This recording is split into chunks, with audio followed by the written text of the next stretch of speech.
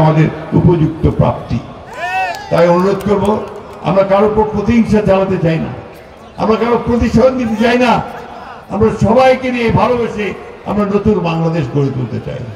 আসুন আমরা সবাই মিলে সেই লক্ষ্যে কাজ করি। আমার শেষ কথা আপনাদের কাছে, আমি কিন্তু আজকে কোনো ভোটের প্রচারণা করতে আসি নাই আপনাদের এখানে। আমি যেই কথাটা বলতে এসেছি আপনাদের কাছে, এই কথাটা যে বন্ধুগণ, এই দেশটা আপনার, এই মাটি আপনার, এই মানুষগুলো আপনার, আপনাকে থেকে রক্ষা করতে হবে।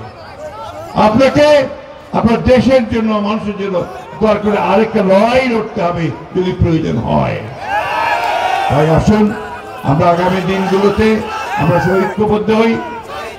আমাদের নেতা তারেক রহমান এখনো দেশে ফিরে আসেননি। আমরা চাই যে তিনি অতি দ্রুত আমাদের মাঝে ফিরে আসুক। যারা যারা বাইরে আছেন তারা সবাই ফিরে আসুক। দেশনেত্রী বেগম খালেদা জিয়া চিকিৎসার জন্য যাবেন, তিনি সুস্থ হয়ে আসুক।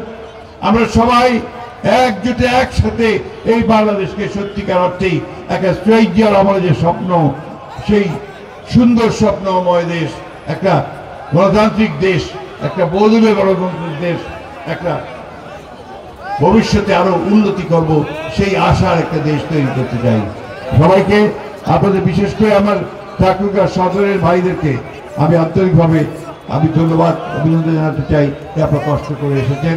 শান্তিপূর্ণভাবে শৃঙ্খলার সঙ্গে সবাই ফিরে যাবেন, এই অনুরোধ দেখে আপনাদের ধন্যবাদ দিয়ে বক্তব্য শেষ করছি।